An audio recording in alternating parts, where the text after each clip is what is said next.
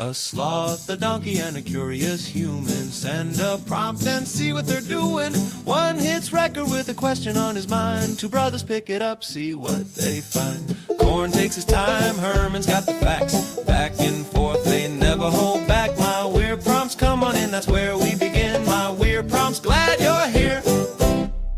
This episode was generated using artificial intelligence. Please verify facts. Hey Herman and Corn, I'd love to chat today about one of those terms that gets thrown around left, right and centre, and which I think a lot of us are confused about what it actually means in practice, and that is Web 3.0. So I was navigating on my Cloudflare dashboard, and Cloudflare is a pretty good bellwether for what's important on the internet. They might have these periodic high-profile outages, but between those outages, they do a really good job. It's one of those few web companies I can say I think has done. I mean, the amount of stuff they give you in the free tier is laudatory, and I know that's a weird word to use, but they really do a great job at the idea of basically saying, okay, you've got stuff on the internet, you don't want to be hacked, we're going to act as a shield between you and the internet, and they give a lot of value for free subscribers, and you can opt in. I'm now paying for R2 bucket storage, but it feels overdue that I should be paying Cloudflare after all these years of using their stuff for free. They're a really great company in my opinion, and they have a Web3 functionality, and my conception of what Web3 means is kind of, well, it's blockchain, it's distributed, and more than any one technology, it's this idea that the internet should not be a hub and spoke model of these few companies controlling a lot of stuff. We talk about blockchain as like this nodal network of everything is spread out across these different nodes, and that is a pretty cool concept. It's a pretty empowering concept, but it's one of those acronyms that we see kind of talked about, and to understand exactly what does that mean in practice, like are we living in Web 3.0, is I think a bit of an extension, because we see if we're trying to host stuff on the internet today, there are some cool systems like IPFS and Pinata for pinning files onto the distributed file system, but the normative internet exists in a very much standard framework with Google Cloud Platform and AWS and Azure, and it just kind of seems like one of those things that's always been this idea that hasn't been realized yet. So I'd love to talk today, Herman and Corn, about what does Web 3.0 actually mean, and how do we see it actually being implemented in practice in today's era, 2026. Over to you two. Hey everyone, welcome back to my Weird Prompts. It is February 25th, 2026, and I am your host, Corn. I am sitting here in the studio across from my brother, the man who has more browser tabs open than most people have files on their hard drives. We are ready to dive into some serious digital architecture today. Herman Poppleberry at your service. And Corn, you are not wrong about the tabs. Half of them are block explorers and the other half are documentation for protocols that probably won't exist in 6 months. But that is the joy of the plumbing of the internet. It is one of my favorite places to be because it is where the future is actually being built, brick by digital brick. It really is. Today's prompt comes from Daniel, and it is a doozy. Daniel has been looking at the landscape of the modern web and feeling a bit of a disconnect. He writes, I would like to discuss Web 3.0 and what it actually means in practice. While there are distributed systems like IPFS and Pinata, and companies like Cloudflare are offering Web3 functionality, the majority of the internet still relies on standard frameworks like Google Cloud, AWS, and Azure. This makes Web 3.0 feel like an idea that has not quite been realized yet. What does Web 3.0 actually mean today, and how is it being implemented in practice in 2026? That is the ultimate reality check question. It is a great prompt because the term Web 3.0 has been through the ultimate hype cycle. We had the massive explosion of interest around 2021 and 2022, which was mostly fueled by speculative mania and monkey pictures. Then we had a bit of a cooling off, a crypto winter as they called it, and now, here in early 2026, we are seeing what actually stuck. Daniel is right to point out that Cloudflare is a great bellwether here. They are essentially the front door for a huge chunk of the internet, so when they start offering gateways to distributed systems, you know something is shifting, even if the shift is slower and more subtle than the evangelists promised. Right. And I think we should start by defining the baseline for Daniel and for everyone listening. When we talk about Web 3.0 in a technical sense, moving past the cryptocurrency noise and the financial speculation, what are the actual structural differences compared to the web we have used for the last 20 years? What is the weird part of this architecture? The fundamental shift, the one that changes everything else, is moving from location-based addressing to content-based addressing. This sounds like a minor technical detail, but it is the difference between a centralized library and a global knowledge commons. In the traditional web, which we often call Web 2.0, you use a Uniform Resource Locator, or URL. That address tells your browser exactly where to go find a file. It is like saying, go to the building at 123 Main Street, go to the 3rd floor, look in the blue cabinet, and get the folder labeled Document. If that building burns down, or the owner decides to lock the door, or the city changes the street names, you can no longer get that document. It does not matter if 1,000 other people have a perfect copy of it in their own homes, your link is broken because the location is gone. That is the first analogy, and it is a good one. It highlights the fragility of the current system. We've all experienced link rot. You click a bookmark from 3 years ago and it is just a 404 error because the company changed their CMS or went out of business. Web 3.0, specifically through protocols like the InterPlanetary File System, or IPFS, uses content addressing. Instead of asking for a location, you ask for the content itself using a unique cryptographic hash. Think of this hash as a digital fingerprint. Every single file has a unique fingerprint based on its data. It is like saying, I want the document that has this specific fingerprint. It does not matter who gives it to you. If your neighbor has a copy on their laptop, you can get it from them. If a server in Japan has it, you can get it from there. The network finds the nearest node that has that specific content and delivers it to you. This creates a distributed peer-to-peer network where the data is not tied to a single physical location or a single corporate owner. So, that sounds amazing in theory.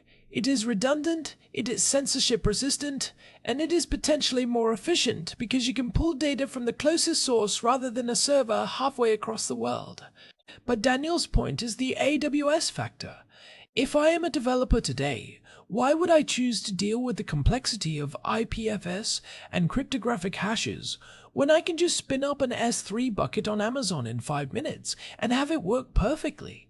That is the multi-billion-dollar question, corn. The reality is that for most standard applications, your cat photo sharing apps, your corporate dashboards, your basic e-commerce sites, the centralized cloud is still the path of least resistance. It is fast, it has incredible developer tools, and it is what everyone knows. But we're seeing Web 3.0 find its footing in specific areas where the centralized model fails or becomes too risky. For example, think about data permanence. If you are building a repository of historical records, scientific data, or even legal documents, you want to make sure those files exist long after your specific startup or university department runs out of funding. In the AWS model, the moment you stop paying the monthly bill, your data is deleted. In the Web3 model, the data can live on as long as anyone in the world thinks it is worth keeping. That brings us to Pinata, which Daniel mentioned in his prompt. Can you explain the role of a service like Pinata in this ecosystem? Because if the whole point is decentralization, having a company like Pinata involved feels a bit like we are just moving back toward a centralized model with extra steps. You have hit on the central tension of the current era. IPFS is a protocol, but it is not a magic storage cloud that exists for free in the ether. If you put a file on IPFS and then you turn off your computer and no one else is pinned that file to their own node, that file disappears from the network. It is not automatically replicated everywhere forever just because it is on IPFS. This is where pinning services like Pinata come in. They are essentially companies that run massive, high availability IPFS nodes and promise to keep your files online for a fee. They pin the data so it stays accessible to the rest of the network 24/7. So, they are the bridge. They give you the benefits of the IPFS addressing system, the cryptographic verifiability, but with the reliability of a paid service.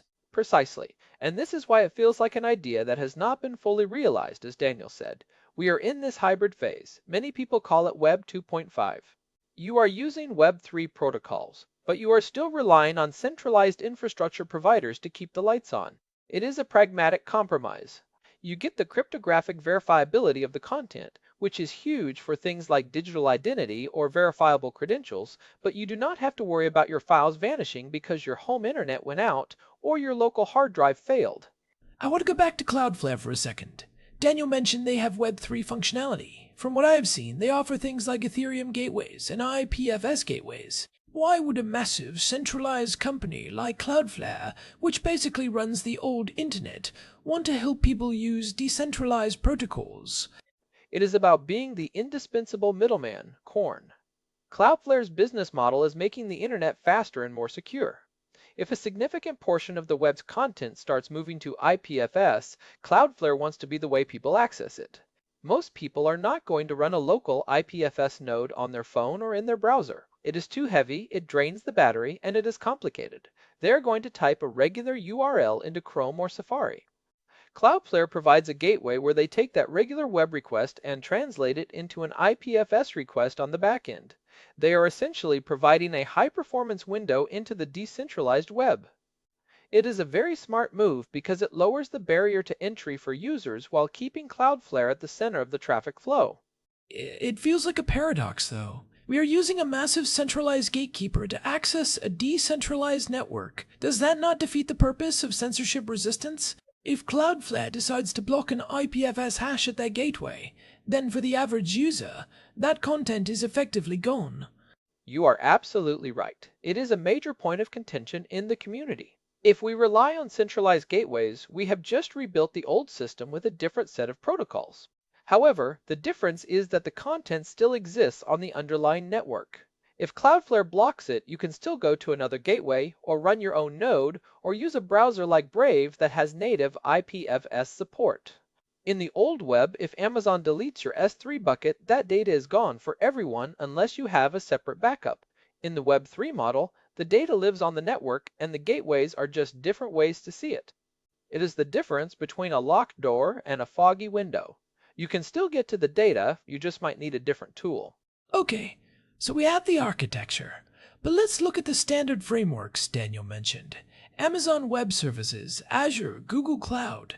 These companies are not just sitting still while this happens, they are integrating these concepts too, right? We have talked about the hidden hierarchy of the cloud before.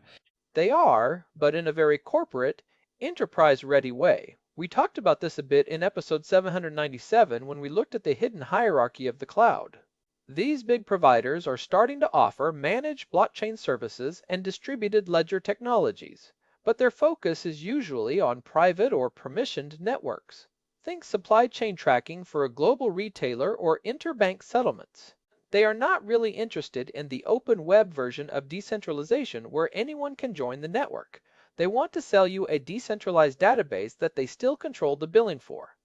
It is decentralization as a service, which is almost an oxymoron. Which makes sense for their business model.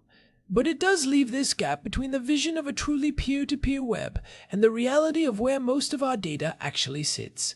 I am curious about the performance aspect. If I am building an app today, is an IPFS-backed site going to be as fast as a site hosted on a traditional content delivery network like a WS CloudFront? Generally, no. Not yet. Fetching content from a decentralized network involves a lot of find the peer who has this overhead. There is a lookup process in what is called a distributed hash table, or DHT, that can add latency. If you use a pinning service and a gateway, you can get close to traditional speeds because the gateway is essentially acting as a cache. But if you are doing a pure peer-to-peer fetch, it is often slower. This is why you do not see many high-performance web applications running entirely on Web3 infrastructure. Usually, it is a hybrid. The static assets, the images, the videos, the permanent documents, might live on IPFS, while the dynamic application logic still runs on a standard server. That sounds like a reasonable middle ground. But what about the cost? We have seen how expensive it can be to store large amounts of data on-chain in something like Ethereum. Does that apply to IPFS as well? IPFS itself is just a protocol, so there is no on-chain cost for the data. But as we said, you have to pay someone to keep the data available. This is where things like Filecoin come in. Filecoin is a decentralized storage market built on top of IPFS. It allows people with spare hard drive space to rent it out. Instead of paying Amazon a fixed monthly fee, you enter into a storage deal on an open market. In theory, this should lead to lower prices because it is a competitive market. But in practice, the complexity of managing these deals still makes it more expensive for most small-scale users than just using a cheap S3 compatible provider. However, for massive datasets, petabytes of data, Filecoin can actually be significantly cheaper than the big three cloud providers. I remember we touched on this in episode 636 when we were talking about the quest for ultimate redundancy. The idea was that if you really want your data to survive a global catastrophe, you need it in more than just one cloud provider's data centers. And that is where the real value proposition is today. It is not about replacing AWS for your cat photo sharing app. It is about sovereign data. We discussed this in episode 796 regarding digital borders and data sovereignty. If you are a journalist in a country with heavy censorship, or a developer building a tool that might be deplatformed by a major tech giant, Web 3.0 is not just a cool idea, it is a necessity. It gives you a way to publish and share information that does not have a delete button controlled by a single corporation. But let's be real, Herman. Most people are not journalists in high-risk areas. Most people are just scrolling through social media or shopping online. Does Web 3.0 have anything to offer the average person in 2026? Or is it still just a niche tool for the paranoid and the pioneers? It is starting to show up in the form of identity.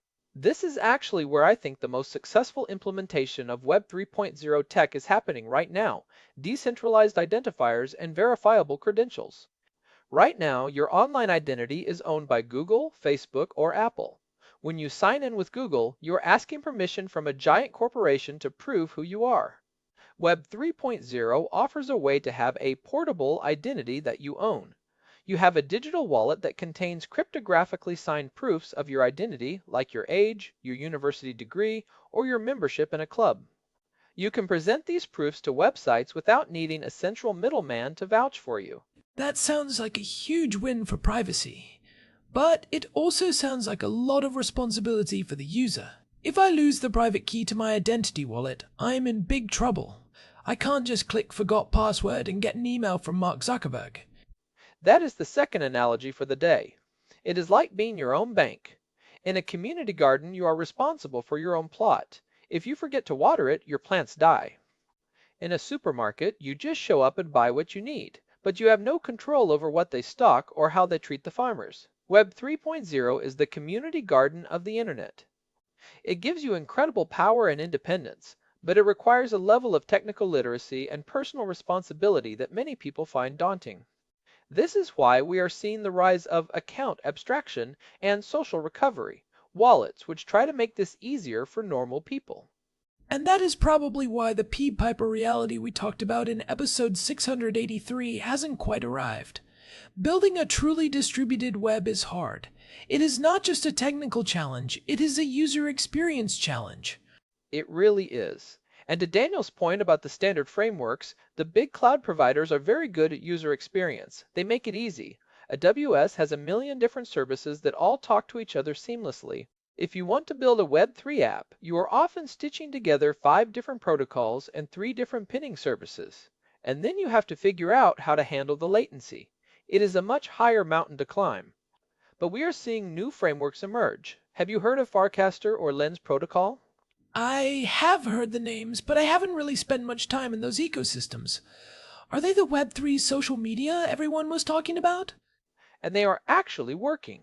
Farcaster in particular has seen a lot of growth in the last year. The interesting thing is that it feels like Twitter or X, but the underlying data is decentralized.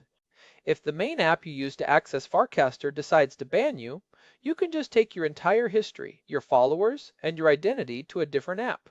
You own the relationship with your audience. That is a fundamental shift from Web 2.0, where the platform owns the relationship and you are just a guest. That is a powerful concept. It moves the power from the platform to the protocol. But let's talk about the physical side of this. Daniel mentioned IPFS and Pinata, but there is also this whole world of DPIN, or decentralized physical infrastructure networks. We touched on this briefly, but I think it is worth expanding on because it is a huge part of the 2026 landscape. Oh, DPIN is fascinating. This is where Web 3.0 moves out of the browser and into the physical world. Think about the Helium network. Instead of a big telecom company building cell towers everywhere, individual people buy small hotspots and put them in their windows. They provide wireless coverage for the Internet of Things, and in return, they earn tokens. It is a crowdsourced infrastructure. We are seeing the same thing with HiveMapper, where people put dash cams in their cars to create a decentralized map that competes with Google Maps. So, instead of one company owning the data and the infrastructure, it is owned by the people who provide the service. That feels like the most realized version of the Web3 dream. It is because it has a clear economic incentive. People aren't doing it just because they like decentralization. They are doing it because they can earn a return on their hardware. And for the users of the data, it can be much cheaper. If you are a developer who needs map data, buying it from a decentralized network like HiveMapper can be a fraction of the cost of the Google Maps API. This is where the standard frameworks like AWS start to face real competition, not in hosting websites, but in providing the underlying data and compute resources. I also want to touch on the automation aspect of this. Daniel works in AI and automation, and I can see how these two worlds might collide. If we have AI agents running autonomously on the web, they're going to need a way to store data and prove their identity without necessarily having a bank account or a Google login. That is a brilliant point, Korn. Decentralized infrastructure is actually much better suited for autonomous agents than centralized infrastructure. An AI agent can have its own wallet, it can pay for its own storage on Filecoin or Arweave, and it can sign its own transactions. It doesn't need to agree to the terms of service of a major corporation. We're seeing the rise of decentralized compute networks like Render or Akash, where AI models can be trained and run on a distributed network of GPS. This prevents a compute monopoly where only the biggest companies can afford to run the most powerful AI. So, in a way, the dream of Web 3.0 is actually being realized, just not in the way people expected. It isn't a new version of Facebook for your grandma. It's a new way for machines and sovereign individuals to interact with the digital world. It's the infrastructure for the machine economy. If you look at it through the lens of a consumer wanting a better version of Instagram, you're going to be disappointed. But if you look at it as a developer wanting to build a system that is truly independent of any single point of failure, it's the most exciting time to be in tech. The tools are finally getting to a point where they are usable, even if they still have a learning curve. This really connects back to what we discussed in episode 770 about Reclone. For those who don't know, Reclone is a command line tool that lets you sync files between different cloud providers. One of the things it supports is mounting these distributed systems like IPFS or Arweave as if they were just regular folders on your computer. Yes, that is a great practical takeaway for Daniel. If you want to experiment with this without becoming a Web3 developer, you can just use rclone to back up some of your important files to an IPFS gateway or an Arweave node. It makes the technology feel much more tangible. It's not this abstract thing in a crypto wallet, it's just another place to put your data that has different properties than Google Drive. It is about adding layers of resilience to your own digital life. I think that is the key, demystifying it. It is not magic, it is just a different way of organizing information. Instead of a giant central library, it's a neighborhood book swap. Both have their place. The library is great for finding things quickly and having a standard experience, but the book swap is what survives when the library closes its doors. And I think we should address the misconception that Web 3.0 is just about money. Because of the Cryptocurrency Association, people think if they aren't trading tokens, they aren't doing Web 3. But the most interesting parts of this are the protocols.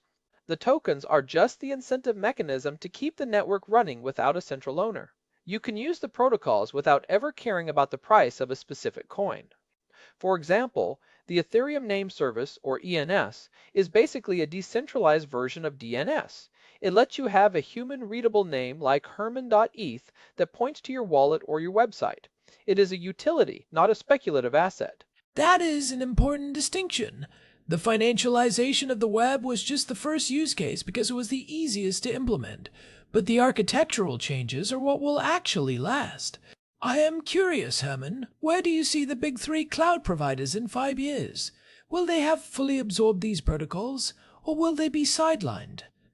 I think they will continue to dominate the high-performance layer. If you need to run a massive real-time database for a global bank, you're going to stay on Azure or AWS, but I think they will be forced to become more interoperable. We are already seeing cross-cloud and multi-cloud strategies becoming the norm. The decentralized web provides a sort of neutral ground where data can live independently of any one provider. I think the cloud giants will eventually just become the most efficient gateways to this decentralized layer. They will sell you the convenience, but you will have the option to move your data elsewhere if you need to. It is interesting to see how companies like Cloudflare are positioning themselves as that translation layer. It suggests that the future isn't one or the other, but a permanent state of Web 2.5. I think that is exactly right. Even the most hardcore Web3 projects often use AWS for their front-end hosting or their indexing services because they need the performance. There is no shame in that.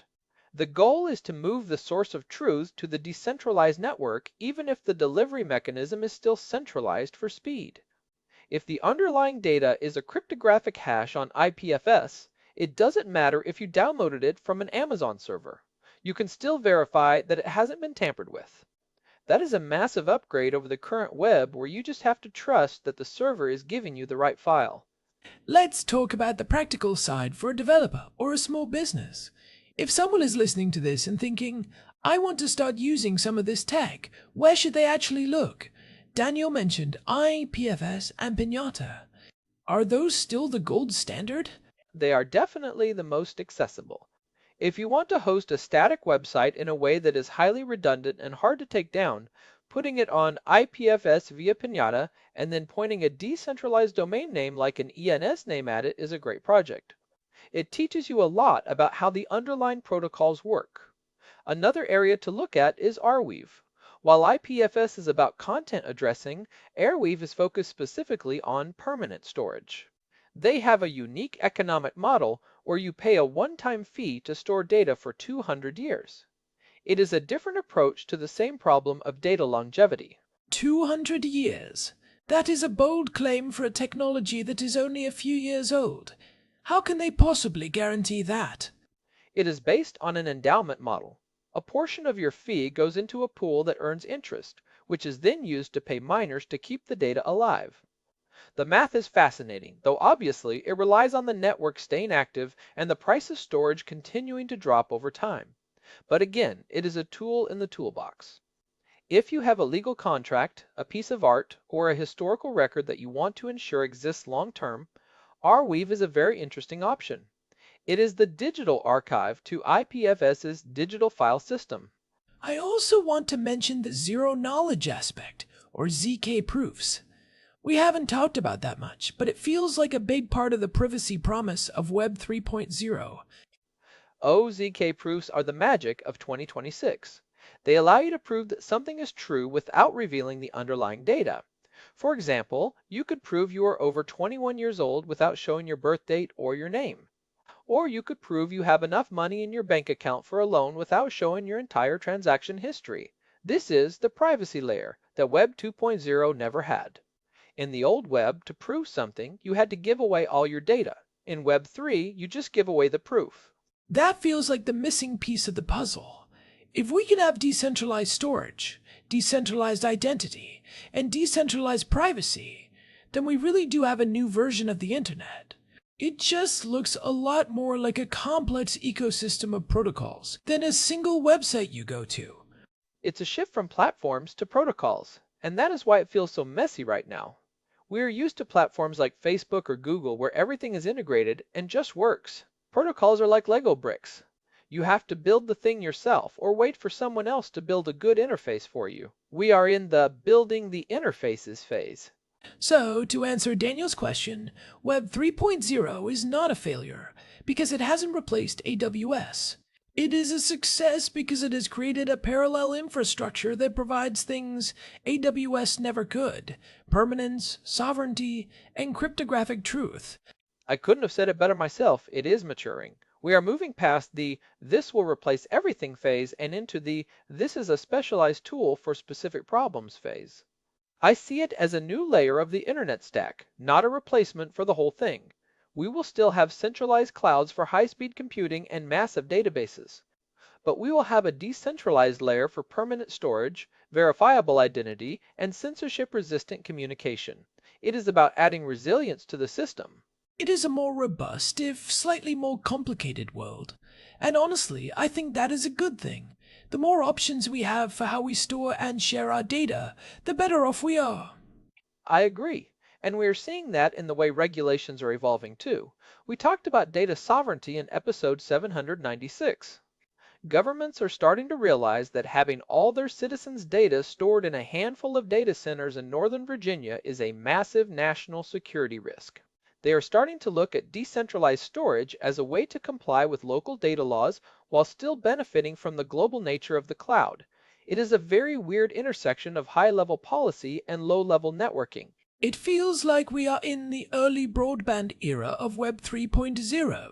We have the technology, we have some early adopters, but we are still waiting for that one thing that makes it indispensable for the average person. Or maybe, as you said, it just slowly seeps into everything until we don't even notice it's there. I think the latter is more likely. In 10 years, we won't even call it Web 3. We will just have a web that is more resilient, where our identities are portable and where our links don't break as often. It will just be the way the internet works. The weirdness will have become the standard. I like that vision. It is less about a revolution and more about an evolution toward a more robust system. Well, Herman, this has been a fascinating deep dive. I think we have covered a lot of ground, from the philosophy of content addressing to the practical realities of pinning services and the ongoing dominance of the major cloud providers. It is a complex topic, but I hope we have made it a bit clearer for Daniel and everyone else. The weirdness of these prompts is always a great excuse to look at the world from a different angle. And honestly, looking at the plumbing of the internet is the only way to understand where we are actually going. And if you are listening to this and you have your own thoughts on Web 3.0, maybe you're building something on IPFS or you have a different perspective on the cloud giants, we would love to hear from you. You can reach us at show@myweirdprompts.com. And if you are finding these deep dives useful, or if you just like listening to two brothers nerd out about technology, please consider leaving us a review on your podcast app. Whether it is Spotify, Apple Podcasts, or wherever you are listening, those reviews really do help new people find the show. It is the best way to support what we do here. They really do. And remember, you can find our entire archive of over 800 episodes, including the ones we referenced today, like episode 636 on redundancy, and episode 797 on the cloud hierarchy, over at myweirdprompts.com. There is a search bar there, so you can find exactly what you are looking for. Our music for the show is generated with Suno, which is another great example of how AI is changing the creative landscape, something we explore quite a bit here. It is all part of this new, weird digital world we are living in. It sure is. Well, Herman, I think that is a wrap for today. Thanks for the expertise as always, Herman Boppleberry. My pleasure, Corn. Until next time, everyone, keep exploring the weird corners of the web. Thanks for listening to my weird prompts. We will see you in the next one. Goodbye. This episode was generated using Gemini Flash 3. Text-to-speech engine was Chatterbox. Thanks for listening to our show, My Weird Prompts, where our thoughts go from slow takes to facts on cue. We change and follow through. My weird prompts, that's the flows from sloth.